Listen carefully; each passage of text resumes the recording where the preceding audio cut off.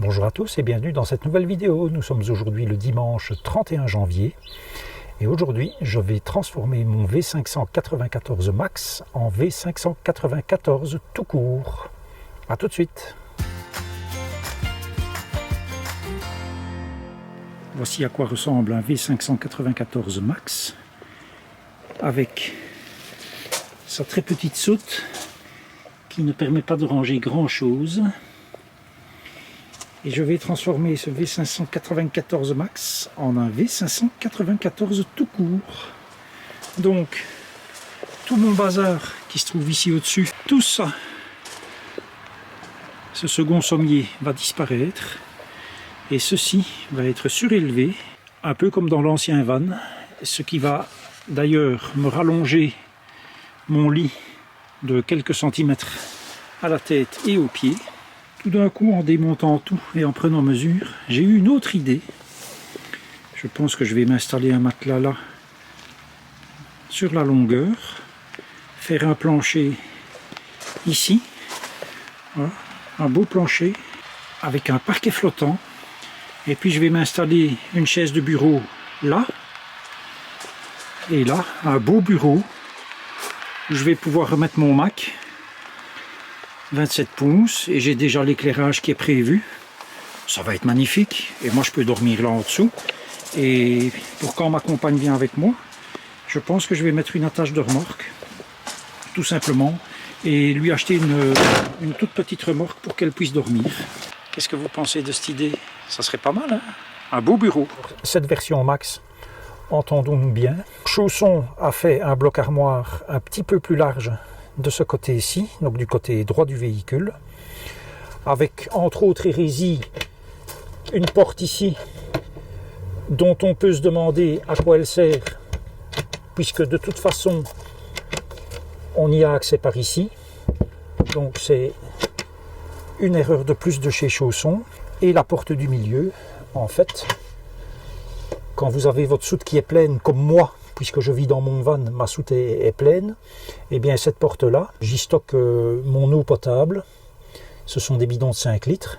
Et donc cette porte-là, j'étais obligé de virer tout ce que j'avais à l'entrée de ma soute et puis de ramper en dessous du lit pour atteindre ceci. Donc, qu'est-ce que je vais faire? Je vais surélever mon lit qui va donc se trouver, au lieu de se trouver à ce niveau-là, il va se trouver à ce niveau-là.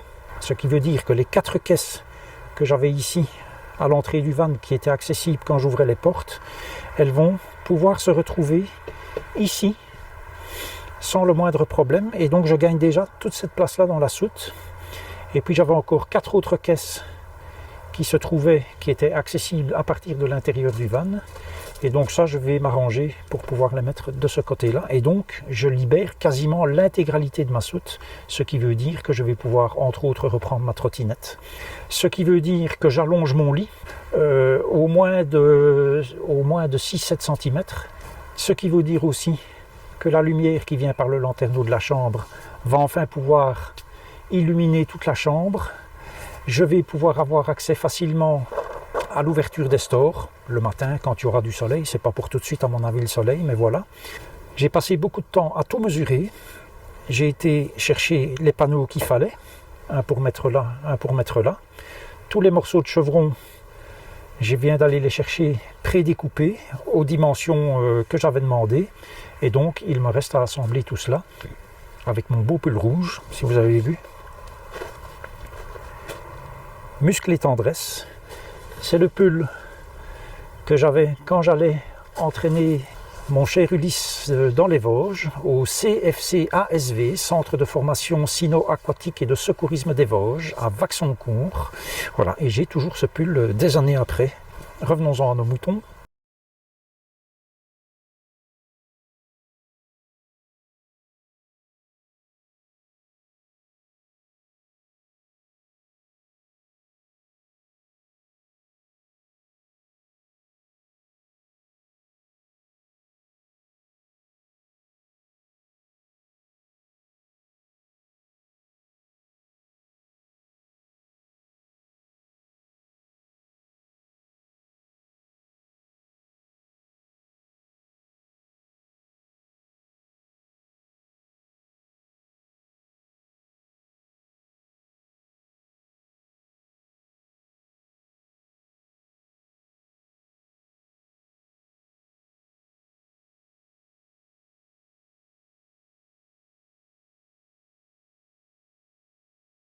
Et voilà, comme vous pouvez le voir, le lit est surélevé de très exactement 23 cm. Les transformations sont terminées. Nous sommes donc dimanche 31 janvier, il est 16h20. Alors combien de temps cela m'a pris? Environ 2 heures pour prendre toutes les mesures, faire un petit plan quand même rapidement pour être certain de ne pas me gourer, parce qu'il fallait évidemment que le lit soit parfaitement de niveau par rapport aux vannes. Et pour la réalisation totale, en comptant les coupures, il m'a fallu, je dirais, 3h30, 4h. Et il m'a fallu 1h30 pour aller au magasin de bricolage, choisir les matériaux et revenir avec. Ce n'est pas de la grande menuiserie. Je n'ai pas assemblé ces pièces de bois, ces chevrons, dans les règles de l'art, évidemment. Je pense que si mon papa était là, s'il voyait ça, à mon avis, il crierait au secours. Mais on va dire que j'ai fait avec les moyens du bord et que tout tient parfaitement bien. Donc tout est vissé et collé. Et les 2 structures que j'ai fait de chaque côté du lit, ce sont des structures que je peux enlever quand je veux. Elles ne sont pas fixées aux vannes.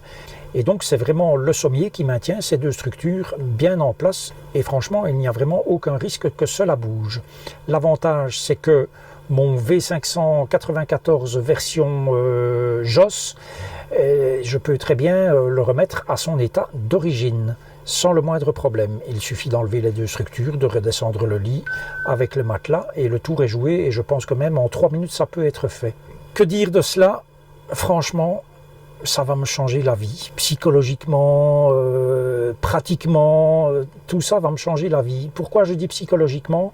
Parce qu'en fait, cette chambre était très noire, et pour cause, il y avait un demi-lit que j'avais laissé où j'avais déposé la majorité de mes affaires. C'était tenu tant bien que mal par un filet, mais enfin ça bougeait, donc c'était vraiment pas la solution idéale. Et donc, bien évidemment, ce demi-lit prenait beaucoup de lumière. Imaginez quelqu'un qui laisse l'intégralité du lit supérieur, donc les 2 places, mais en dessous, c'est noir en permanence. Même avec les stores ouverts, c'est noir.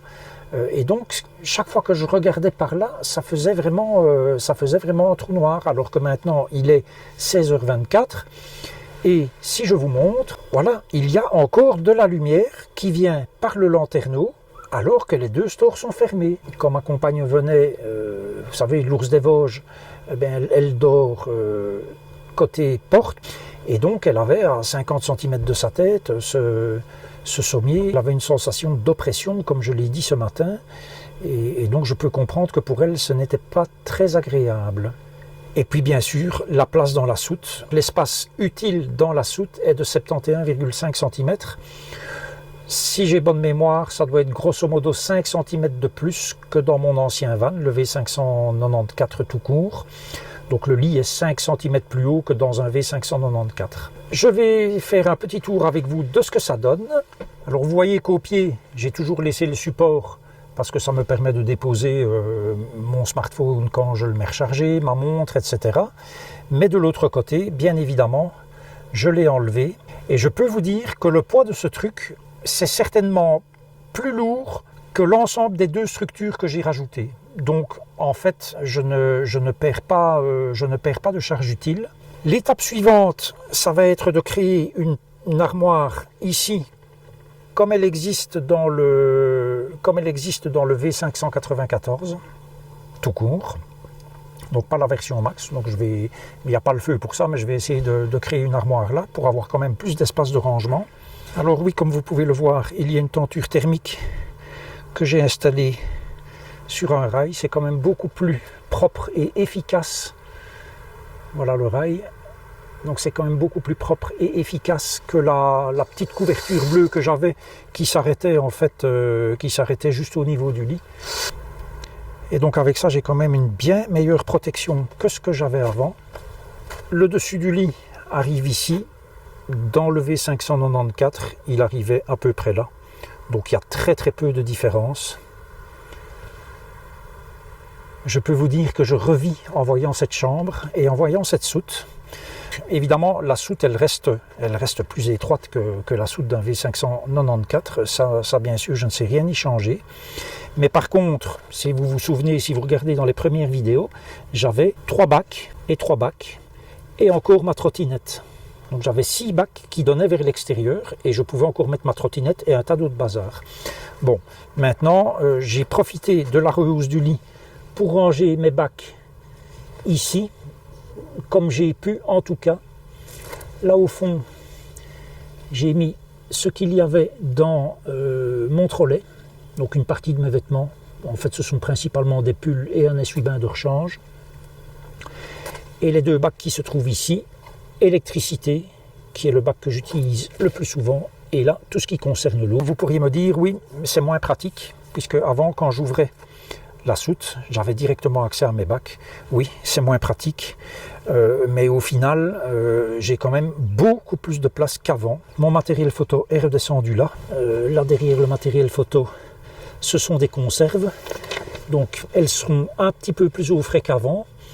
Et l'autre avantage, c'est que les 2 sorties de chauffage, une qui se trouve juste là, quelque part, elle est là, et l'autre qui se trouve là, vous la voyez, elles sont un peu plus dégagées, donc la distribution de chaleur sera meilleure. J'ai mis les 2 couvertures hiver pour le frigo à cet endroit-là, jamais utilisé, et j'en reparlerai peut-être dans une prochaine vidéo. Donc au final, c'est vraiment pour moi un changement majeur. Il y a longtemps que je voulais le faire. J'avais été trouver un menuisier ici début janvier qui m'avait donné son prix. C'était grosso modo 300 € pour tout faire. Il avait compté une journée de boulot, plus un peu de matériaux. Mais vous avez vu, en fait, il y a 3 mètres de chevrons, 2 planches, des chevrons 46 par 46. Alors j'aurais peut-être pu prendre plus fin que cela.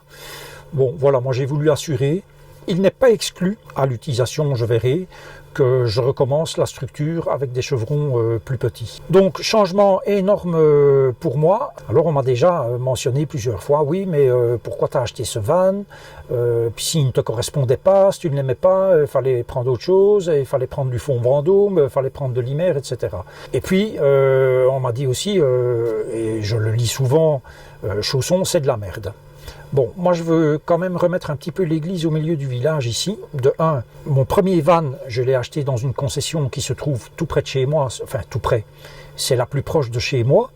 Donc c'était naturel que j'aille dans cette concession. Et le van Ulysse 1, comme je l'avais expliqué au début de la chaîne, j'ai eu un vrai coup de cœur pour ce van.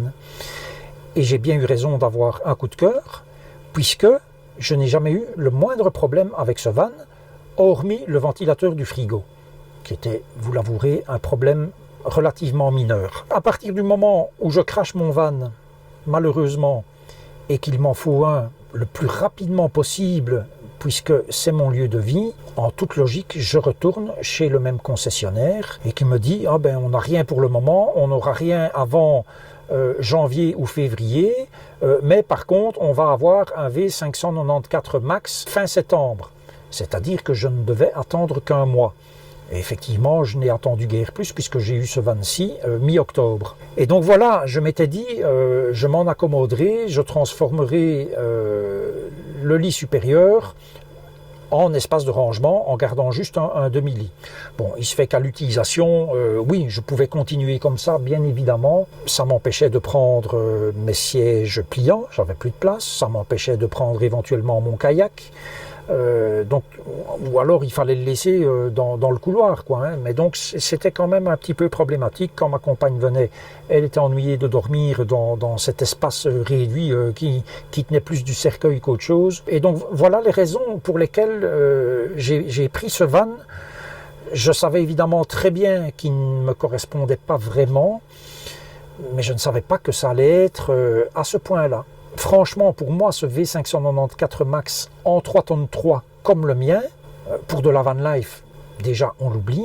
Et alors pour des familles de 4 personnes, eh bien oui, pour partir en vacances ou pour partir un week-end. Mais vous êtes de toute façon en surcharge. Vous faites le plein, vous mettez 4 personnes. La nourriture, on ne s'imagine pas, mais le frigo pour 4 personnes, ça fait déjà pas mal de poids. mais en 3 tonnes 3, vous les dépassez largement. Voilà, et puis c'est un van qui n'est pas pratique. Je suis désolé, mais vivre à 4 dans un espace pareil, alors il y en a qui le font. Comme Stéphane de la chaîne Fourgon Maurice. Stéphane, je te remercie pour ton clin d'œil à ma chaîne dans ta dernière vidéo et je te réciproque le clin d'œil. Donc allez voir la chaîne de Stéphane, Fourgon Maurice. Je mets un lien quelque part. Mais pour de la van life, voilà, le V594 était bien évidemment beaucoup plus indiqué. J'ai fait les transformations qui étaient utiles et cela va être une nouvelle vie pour moi maintenant dans ce van. J'espère que cette vidéo vous a plu. Je vous dis à la prochaine et d'ici là, prenez grand soin de vous.